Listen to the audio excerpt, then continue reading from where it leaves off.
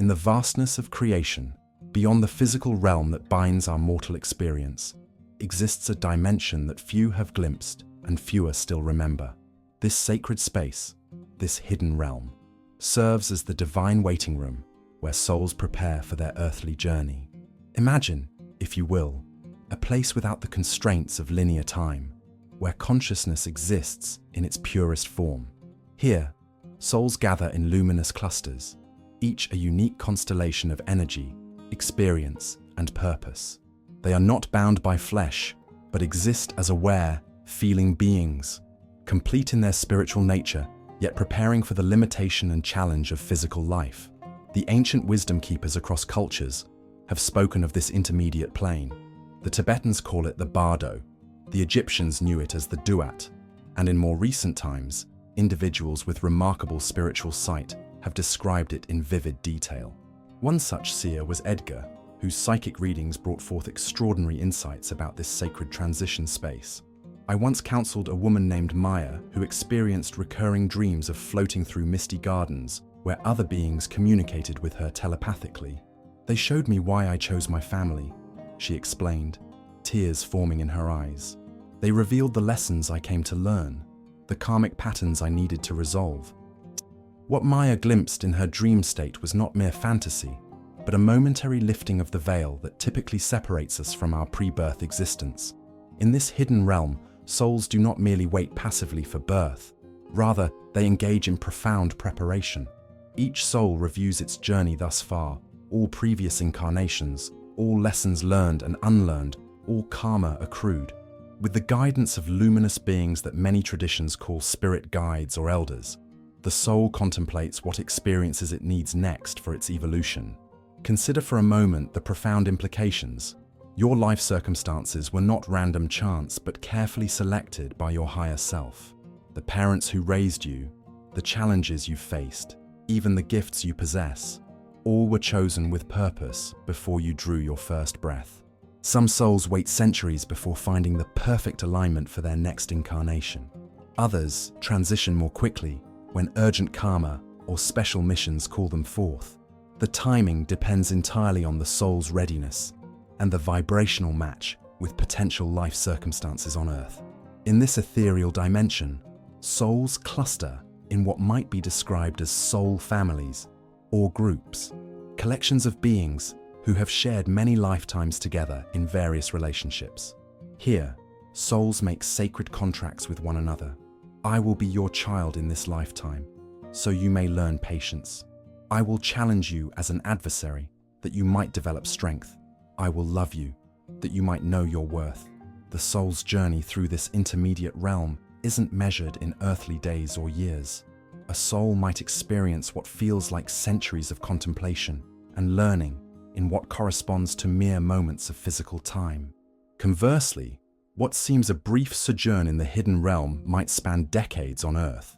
What's most remarkable about this sacred waiting place is that it exists not as a distant dimension, but as a parallel reality that interpenetrates our own. The veil between worlds is thinner than we realize. In moments of deep meditation, in the space between sleeping and waking, in the profound silence of nature, we can sometimes sense the whispers of this other realm. A young man named Thomas once shared with me how during a near-death experience, he found himself in a crystal chamber where beings of light showed him a life review. They didn't judge me, he said. They simply helped me see the impact of my choices, the ripples I had created. Then they showed me why I had chosen this life and what remained unfinished. When Thomas returned to his body, he carried with him a profound sense of purpose that transformed his existence. This hidden realm serves not just as a waiting room, but as a sacred planning chamber where souls, in their infinite wisdom, chart the course of their next physical journey. They choose not only when and where to be born, but also what lessons to learn and what spiritual gifts to bring forth. Each birth, therefore, is not a beginning, but a continuation, a soul emerging from the hidden realm into physical form, carrying with it ancient wisdom, though veiled by the forgetting that accompanies incarnation. Within the luminous expanse of the hidden realm, there exists what many seers and mystics have described as the Council of Light, a gathering of advanced souls who serve as guides, teachers, and witnesses to those preparing for incarnation. These beings radiate a wisdom born of countless lifetimes and dimensions of service. They are neither judges nor controllers, but rather compassionate elders who hold space for the soul's own highest discernment. When a soul approaches the time of choosing its next life path, it is invited before this council in a sacred chamber that defies physical description. Some who have glimpsed this space through deep meditation or life-between-life regression speak of crystalline structures that pulse with living light, or circular arrangements of seats formed from what appears to be illuminated mist. I recall working with Elena, a spiritual seeker who accessed memories of her pre-birth planning during a profound meditation experience. They didn't look human, she explained, yet I recognized them instantly as my spiritual family. They showed me several possible life paths, each with different parents, different challenges, different gifts. I chose the path with the greatest potential for healing ancestral wounds, though I knew it would bring significant suffering. This description aligns with countless others I've encountered in my years of spiritual guidance work. The soul, in its infinite wisdom, often chooses difficulty over ease when that difficulty serves its evolution. From the perspective of the hidden realm, a challenging life of growth is far more valuable than an easy life of spiritual stagnation. During this sacred council meeting, the soul reviews what some traditions call the Akashic records, the complete vibrational history of its journey across all incarnations. Here, patterns become clear. The soul sees where it has excelled and where it has faltered. It recognizes lessons half learned that require completion, gifts developed that need expression, and karmic debts that seek resolution. Most profoundly, the soul sees beyond the illusion of separation. It recognizes how interconnected its journey is with all other beings. This understanding shapes its choices for the coming incarnation, not just regarding what it needs to learn, but what service it might offer to the collective evolution of consciousness on Earth. Time in this realm operates according to different principles than in the physical world. A soul might spend what feels like centuries contemplating its next incarnation, receiving counsel, and preparing, all within what might register as seconds in earthly measurement. Or conversely, a brief communion with the council might encompass what would be experienced as years in physical reality. One particularly fascinating aspect of this process is how souls choose their moment of birth. The alignment of celestial bodies, the energetic quality of a specific time period on Earth, the readiness of the chosen parents, all these factors and more influence when a soul transitions from the hidden realm into physical form. Some souls wait for specific astrological configurations that will support their life purpose. Others wait for technological developments that will allow them to bring forward certain innovations. Still others wait for the incarnation of other specific souls with whom they have sacred contracts. Not all souls choose to incarnate immediately or ever again. Some, having completed their cycle of necessary physical experiences, choose to remain in the hidden realm as guides or to transition to even higher dimensions of service. Others, though having no karmic necessity to return, choose incarnation purely as an act of compassionate service to humanity. During my years of spiritual counseling, I met Jacob, who under deep hypnotic regression accessed memories of repeatedly declining incarnation opportunities. I had completed my necessary lessons, he explained, but then I witnessed the suffering that would unfold during this crucial period of Earth's history. I saw how my particular energy signature and the gifts I'd developed could serve others during this time of transformation. My return was a choice of love, not necessity. The Council never forces incarnation, but supports the soul in making its highest choice. They offer perspectives the soul might not have considered, point out potential blind spots, and ensure the soul fully understands the implications of its choices. Yet the final decision always remains with the soul itself, a profound expression of free will operating beyond the physical dimension. Once decisions about timing, location, parents, and life circumstances are made, the soul begins a process of energetic preparation for incarnation. It adjusts its vibration to become compatible with physical existence, a process often described as a kind of condensing or focusing of energy. The soul also accepts what many traditions call the veil of forgetting, the amnesia regarding its spiritual origins that accompanies physical birth. While this forgetting might seem like a limitation, it serves a crucial purpose in the soul's journey. By forgetting our pre-birth existence, we can fully immerse in the physical experience without the distraction of other realms. We can make choices from within the limitations of human perspective, choices that reflect our true character, rather than merely what we know we should do based on complete cosmic awareness. In the crystalline chambers of the hidden realm, once a soul has made its choices before the Council of Light, it enters perhaps the most intricate phase of pre-birth preparation, vibrational attunement, and the creation of soul contracts. This sacred process transforms abstract intention into the energetic blueprint that will guide the upcoming incarnation.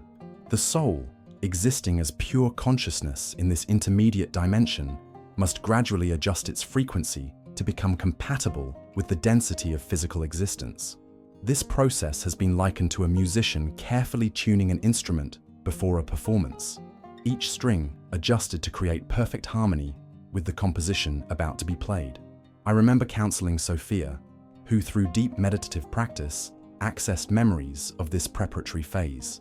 "I experienced myself as pure light," she explained, "and watched as my energy became progressively more contained, more focused. It wasn't diminishment, but rather concentration, like light passing through a prism, becoming more directed and specific.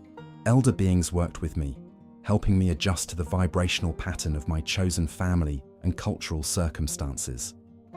This vibrational preparation explains why souls tend to incarnate into circumstances that match their own energetic signature.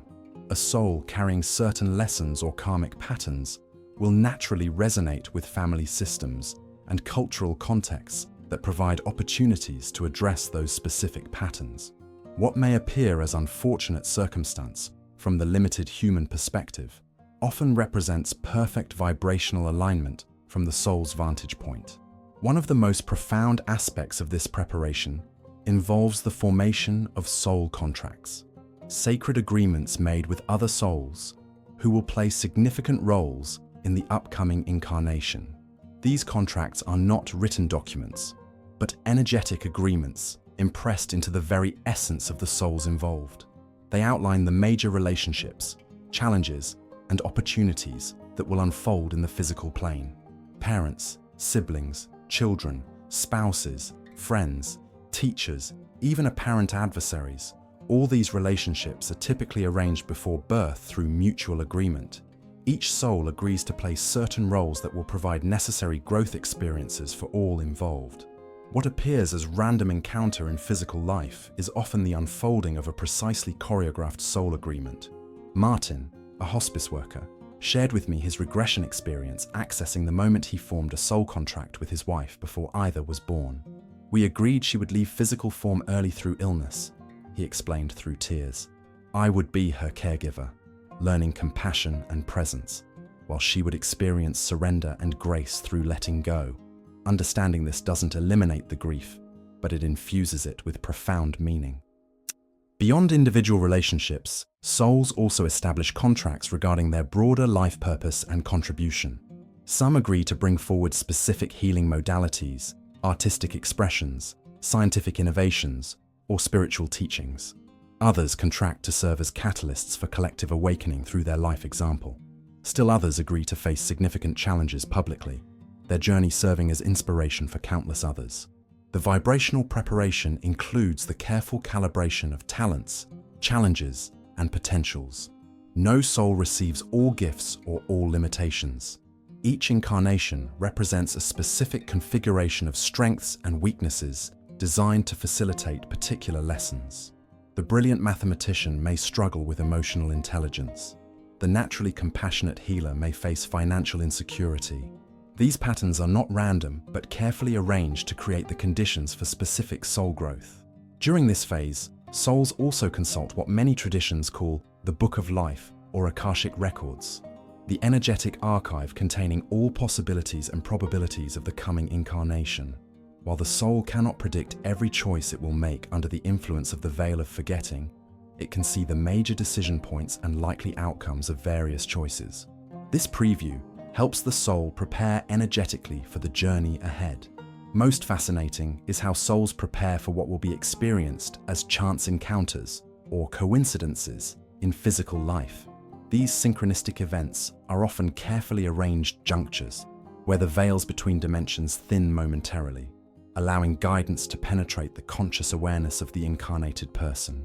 What appears random in human experience is frequently the result of elaborate planning in the hidden realm. Vibrational preparation also involves the encoding of what some call spiritual activations, dormant energetic patterns designed to awaken at specific junctures in physical life. These are like time-release spiritual catalysts that activate according to inner readiness rather than chronological age. This explains why some individuals experience sudden spiritual awakenings or the unexpected emergence of gifts they never consciously developed. The final phase of preparation involves what many traditions describe as the soul's journey through vibrational gateways that progressively increase in density as the soul approaches physical incarnation. At each gateway, the soul's awareness becomes more focused and constrained, preparing it for the limitations of physical consciousness. This progressive condensing of awareness explains why memories of pre-birth existence become increasingly fragmented and difficult to access. By the time of physical birth, most souls retain only subliminal impressions of their origins and purpose, impressions that may surface as inexplicable knowing, recurring dreams, or deep intuitive pulls towards certain life paths. As one spiritual elder once shared with me, the veil of forgetting is actually an act of cosmic mercy. If we remembered the full radiance and freedom of our existence in the hidden realm, the limitations of physical life might be unbearable. The forgetting allows us to fully immerse in the human experience, with all its beauty and suffering, without constant comparison to other states of being.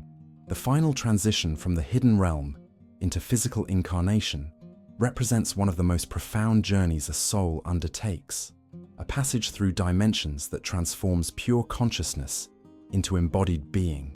This sacred threshold between worlds has been described by mystics and seers throughout the ages, though the experience itself typically becomes veiled in the amnesia that accompanies birth.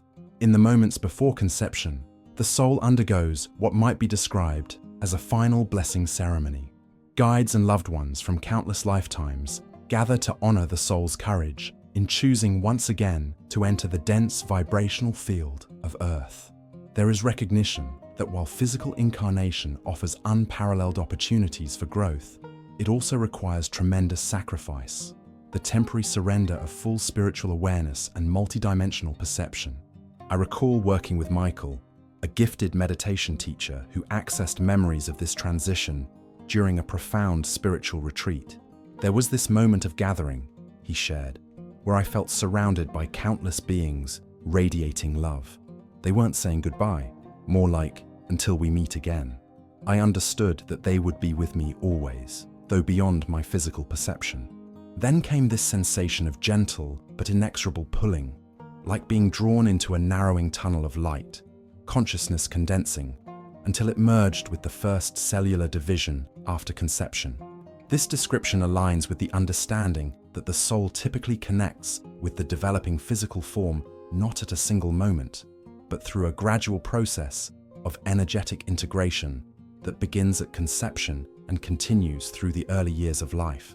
The full integration of soul essence with physical body is rarely complete until around the age of 7, which explains why many young children retain partial memories of the hidden realm and their existence before birth.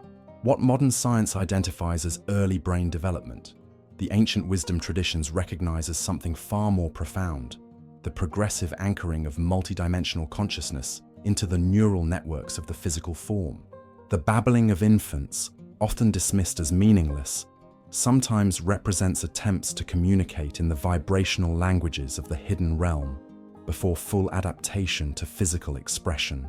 During the birth process itself, many souls report experiencing what might be called a momentary cosmic overview, a final glimpse of their complete spiritual journey and the purpose of the incarnation they're entering.